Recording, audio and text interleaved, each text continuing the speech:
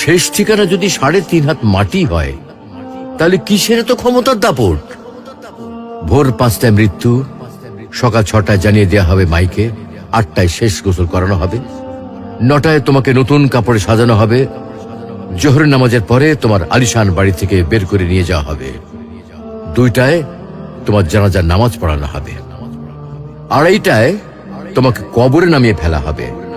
মাটি দেওয়া শেষ হয়ে গেলে কেউ তোমার জন্য দোয়া করবে আর কেউ চলেও আসবে। এই তো জীবনের শেষ আয়োজন। তো কিসের তো অহংকার, কিসের তো ক্ষমতার দাপট? হ্যাঁ, ক্ষমতা কারোর জন্য চিরস্থায়ী নয়।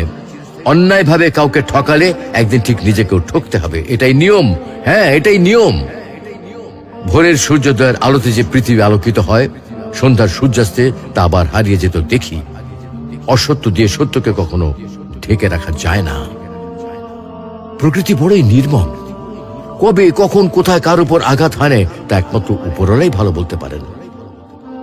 অহংকার আর দাম্ভিকতা পতনের লক্ষণ, তাই অহংকারী না হয়ে সহনশীল হন।